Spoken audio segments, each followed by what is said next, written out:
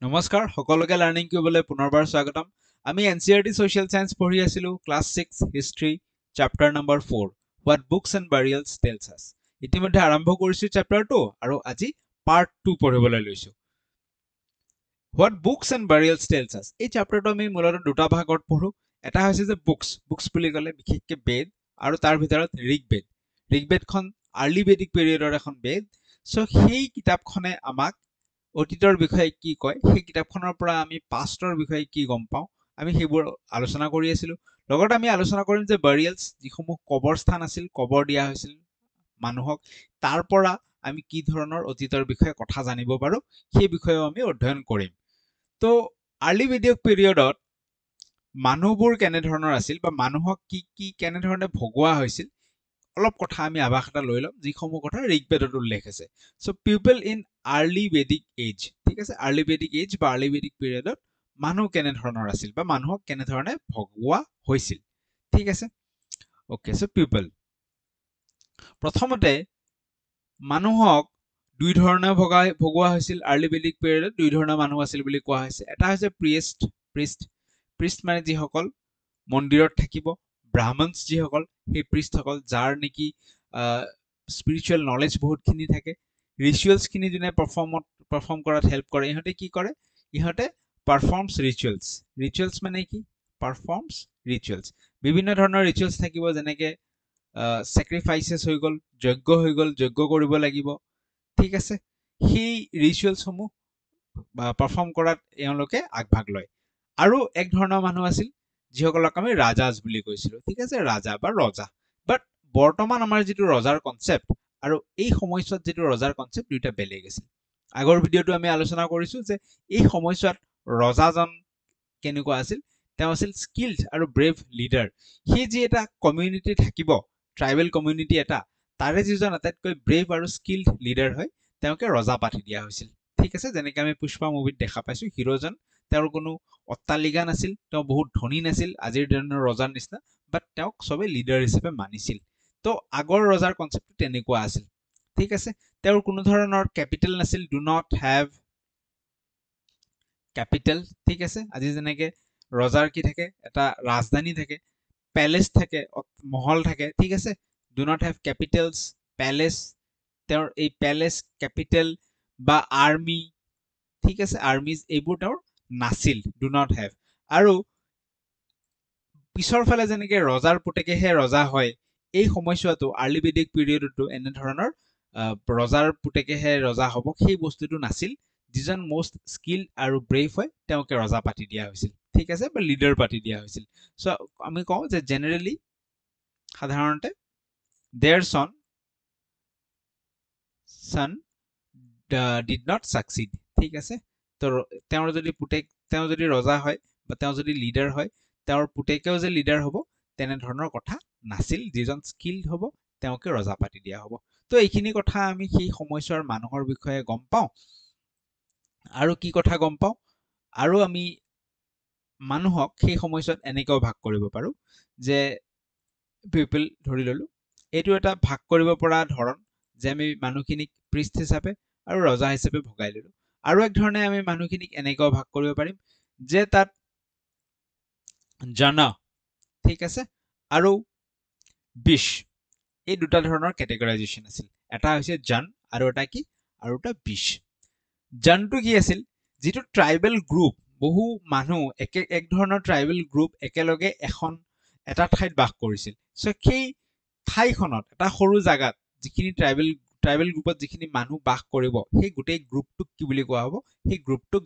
জন বুলি কোৱা হ'ব ঠিক আছে লাহে লাহে এই জনই বহু ডাঙৰ হৈ গৈছিল আৰু পিছত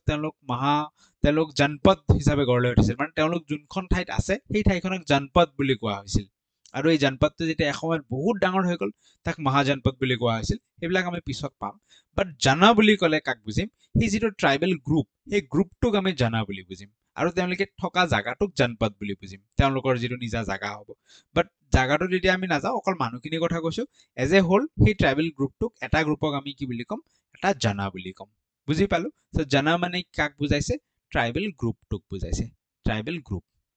ঠিক আছে এই এতিয়া বিশ মানে কি হৈ গ'ল বিশ মানে কি হৈ গ'ল এই জানাৰ ভিতৰতে এটা যদি জানা আছে তাত ট্ৰাইবেল গ্ৰুপটোত বহুত মানুহ আছে তাৰ ভিতৰত কিছু স্পেচিফিক কাম কৰা মানুহ থাকিব ঠিক আছে কিছু কাম তেওঁলোকে কৰে হয়তো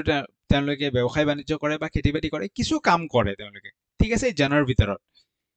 সেই গ্ৰুপটোক যোনে কিছু কাম কৰিব সেই গ্ৰুপটোক আমি কি বুলি ক'ম বিশ বুলি ক'ম এই জানাৰ ভিতৰতে বিশ সোমাই আছে ঠিক আছে ৰজাজনৰ বা লিডাৰজনৰ কামত আহে এই বিশ মানুহখিনি ঠিক আছে এই জানাৰ ভিতৰতে কি আছে এই বিশ সোমাই আছে মনত ৰাখিবলগীয়া কথা আৰু কিতাপতো উল্লেখ আছে যে এই বিশৰ পৰা যেহেতু তেওঁলোকে সেই কাম কৰা মানুহখিনি আছিল এই বিশৰ পৰা যেটো আমাৰ পিছৰ ফালে বৈশ্য শব্দটো আমি পাওঁ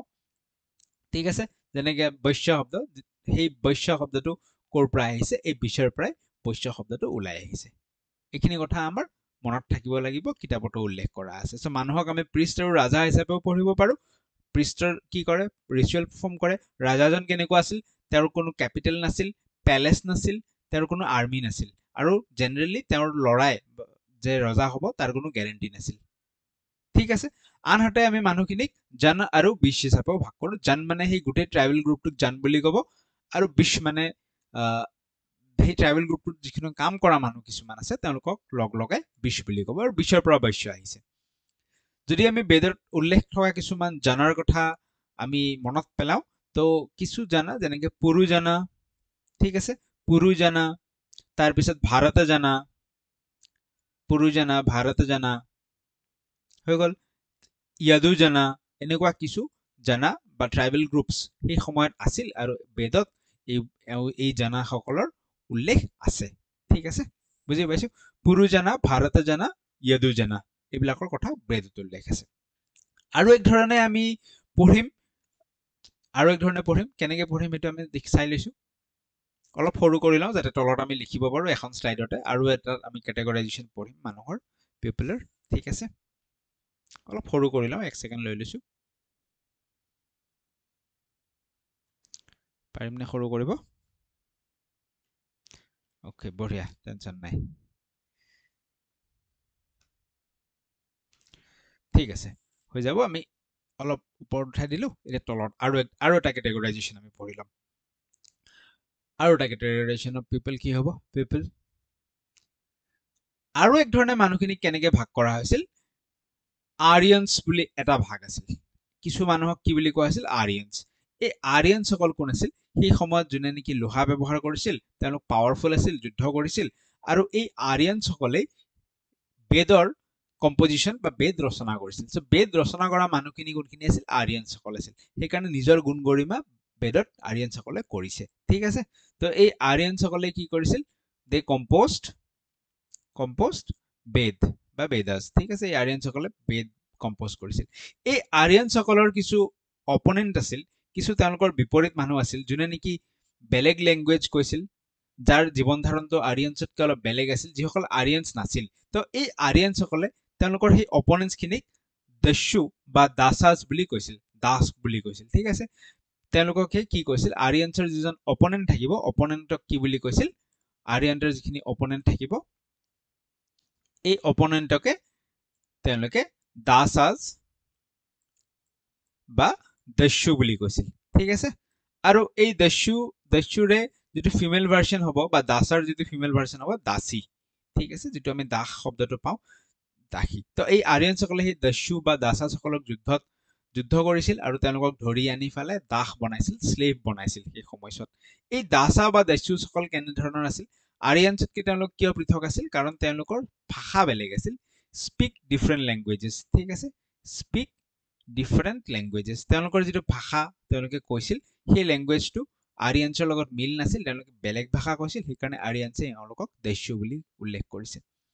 ছেকেণ্ড পইণ্ট যেটো আমি পাম এই দস্যুসকল তেওঁলোকে আৰিয়ানছসকলৰ বিষয়ে আমি আগত পাইছো আৰিয়ানছসকলে কি কৰে যজ্ঞ পাতে যজ্ঞত কি কৰে চেক্ৰিফাইচ কৰে ঘি গ্ৰেইনছ এনিমেলছ এইবিলাক চেক্ৰিফাইচ কৰে বাট এই দস্যুসকলৰ সেই চেক্ৰিফাইচ কৰা নিয়মটো নাছিল সেইকাৰণে আৰিয়ানছসকলে তেওঁলোকক বেয়া পাইছিল আৰু দস্যু বুলি কৈছিল ঠিক আছে সো ইহঁত কি নাছিল ডু নট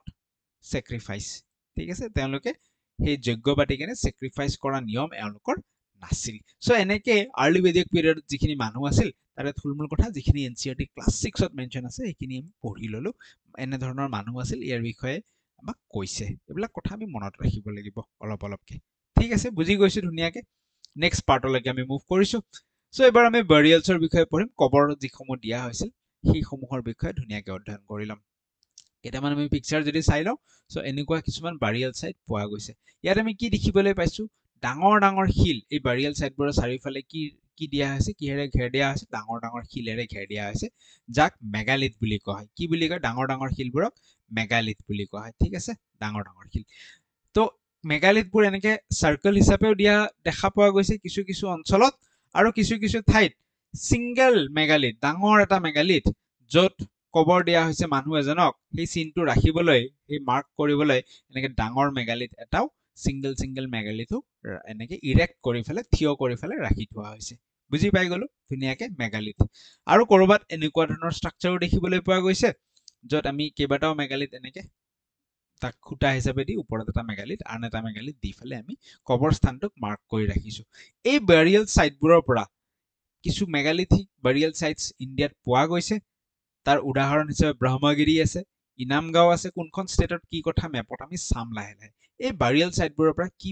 কি আমি প্ৰমাণ পাইছো কি কথা গম পাইছো বা আৰ্কিঅলজিষ্টে আমাক কি কৈছে অলপ অলপ আমি অধ্যয়ন কৰিম হোৱাট বাৰিয়েলছ টেলছ আছ তো এইটো এটা পিকচাৰ দেখিবলৈ পাইছে বাৰিয়েলছত ইয়াতে বাৰিয়েলটো ৰখা হৈছে ইয়াত ৰখা হৈছে তাৰ চাৰিওফালে এনেকে মেগালিথ দি ফেলে কি কৰা হৈছে ইয়াক এনেকে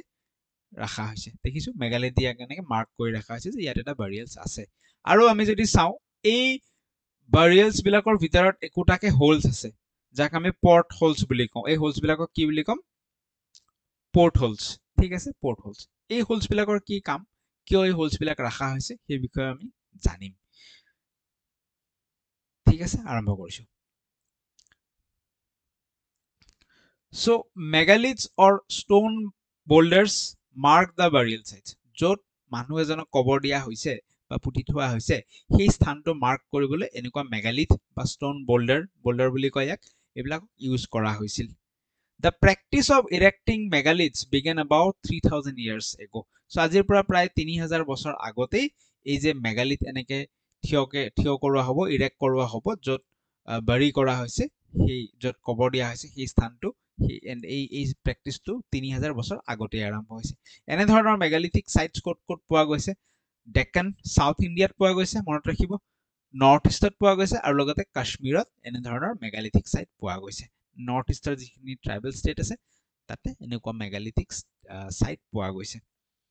Sometimes archaeologists find a circle of stone boulder or a single large stone standing on the ground. যোনটো আমি পঢ়িলো কেতিয়াবা আৰ্কিঅলজিষ্টে এনেকে সাৰ্কেল কৰি উঠোৱাও দেখা পায় যে মেগালিথ বিলাক এনেকে সাৰ্কেল হৈ আছে গোলকে থৈছে এনেকে ধুনীয়াকে মেগালিথ বিলাক আৰু কেতিয়াবা সিঙ্গেল লাৰ্জ ষ্টোন একোটাকৈ ডাঙৰ ডাঙৰ ষ্টোন এনেকে ইৰেক্ট কৰি থৈছে থিয়কে থৈছে সেই মেগালিথত এই যিসমূহ বাৰিয়েল সাইট আছে সেইসমূহত এনে ধৰণৰ পোৱা গৈছে কি meaning year Common features of burial sites. এই burial sites সমূহ বেলেগ জায়গাত পোৱা গৈছে বাট ইয়াৰ কিছুমান common features আছিল সেই common features সমূহ কি আমি অলপ চাম কি কৈছে the dead were buried with pots black and red ware য'ত মানুহ এজনক কবৰ দিয়া হ'ব সেই মানুহজনক কবৰ দিয়া যে হৈছে বাৰি কৰা হৈছে পুতি থোৱা হৈছে তাৰ লগতে কিছুমান পটছ ঠিক আছে পটেৰী কিছুমান কলা ৰঙৰ নতুবা ৰঙা ৰঙৰ তাৰ লগতে মানুহজনৰ লগতে পটেৰী কিছুমান পোৱা গৈছে বা পটেৰী কিছুমানো বাৰি কৰা হৈছে সেই পটেৰীত কি আছিল হয়তো কিছুমান খাদ্য দি ফেলে পানী বা গ্ৰেইনছ দি কেনে তাক এনেকে পুতি থোৱা হৈছিল তাৰ লগতে কি আছিল tools and weapons of iron বা লোৰ সা সঁজুলি আৰু লগতে অস্ত্ৰ শস্ত্ৰ সেইবোৰো মানুহজনৰ লগত দিয়া হৈছিল এইটো অনুমান কৰিব পাৰি যে সেই অস্ত্ৰ শস্ত্ৰসমূহ হয়তো সেই মানুহজনৰে আছিল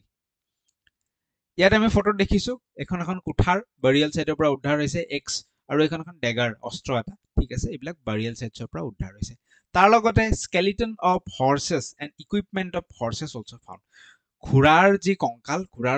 বা ঘোঁৰাৰ হাড় তাত বাৰিয়েল সাইটৰ লগত পোৱা গৈছে তাৰ মানে মানুহজনৰ যদি ঘোঁৰা আছিল বা মানুহজনৰ যদি আগৰে ঘোঁৰাৰ হাড় জাতীয় কিবা আছিল কিবা নিয়ম আছিল তেওঁলোকৰ যেটো কাৰণে তাত থোৱা হৈছে আৰু লগতে ইকুইপমেণ্ট অফ হৰ্সেছ ঠিক আছে ঘোঁৰাৰ যিসমূহ সা সঁজুলি সেই এনেকুৱা সা সঁজুলি কিছুমান এই ফটোত দেখিবলৈ পাইছে এইবিলাকো সেই বাৰিয়েল সাইটছত পোৱা গৈছে বা ঘোঁৰাৰ নাল বুলি যাক কয় ঠিক আছে সেইবিলাক বাৰিয়েল সাইটছত মানুহৰ লগত পোৱা গৈছে লগতে অৰ্নামেণ্টছ অফ ষ্টোন এণ্ড গোল্ড সোণ আৰু গোল্ডৰ অলংকাৰ এইবিলাকো পোৱা গৈছে বাৰিয়েল সাইটছত ঠিক আছে এইবিলাক কথা আমি মনত ৰাখিব লাগিব প্ৰশ্ন ইয়াৰ পৰা বনাব পাৰি এতিয়া কিতাপত দুটা ইম্পৰ্টেণ্ট মেগালিথিক বাৰিয়েল সাইটছৰ বিষয়ে মেনশ্যন কৰা আছে এটা হৈছে ব্ৰহ্মগিৰি আৰু এটা হৈছে ইনামগাঁও ঠিক আছে দুইটাৰ বিষয়ে আমি পঢ়িম কিন্তু আমি সেকেন্ড ভিডিঅ'ত পঢ়িম দেখিছে ব্ৰহ্মগিৰি আৰু ইনামগাঁও এই দুটা খুব ইম্পৰ্টেণ্ট হ'ব ব্ৰহ্মগিৰি আৰু ইনামগাঁও ইয়াত যেটো বাৰিয়েল সাইটছ পোৱা গৈছে ছবিত দেখিবলৈ পাইছে এনেকুৱা কিছু ফিচাৰ্স আছিল সেই বিষয়ে পঢ়িম ঠিক আছে বাট আমি সেকেন্ড ভিডিঅ'ত পঢ়িম এইটো ভিডিঅ'ত জাস্ট আমি নাম দুটা জানি থওঁ আৰু কোনখন ষ্টেটত আছে ব্ৰহ্মগিৰি আৰু ইনামগাঁও হেতু আমি চাই থওঁ ব্ৰহ্মগিৰিৰ যদি আমি কথা কওঁ ব্ৰহ্মগিৰি আমি এয়া দেখিবলৈ পাইছো মেপত ব্ৰহ্মগিৰি কোট আছে ব্ৰহ্মগিৰি বলে ব্ৰহ্মগিৰি আছে কৰ্ণাটকত ঠিক আছে ব্ৰহ্মগিৰি কোট আছে কৰ্ণাটকত আছে আৰু যদি আমি ইনামগাঁওৰ কথা কওঁ এখন ইনামগাঁও দেখিবলৈ পাইছো ইনামগাঁও ইয়াতো বাৰিয়েল সাইটছ উদ্ধাৰ হৈছে এই ইনামগাঁওখন কোট আছে মহাৰাষ্ট্ৰত আছে মহাৰাষ্ট্ৰ ঠিক আছে নেক্সট ভিডিঅ'ত আমি ইনামগাঁও আৰু ব্ৰহ্মগিৰিৰ বিষয়ে ধুনীয়াকৈ ডিটেইলছত পৰীক্ষাৰ কাৰণে যেনেকৈ প্ৰয়োজন হয় তেনেকৈ পঢ়ি লম পইণ্ট ওয়াইজ ঠিক আছে লগ পাই আছো নেক্সট ভিডিঅ'ত কিবা এটা কমেন্ট কৰি থৈ যাব লাইক শ্বেয়াৰ সাবস্ক্ৰাইব কৰিব আৰু হোৱাটছএপ গ্ৰুপৰ হয়তো লিংক দিয়া থাকিব জয়েন হৈ ল'ব থ্যাংক ইউ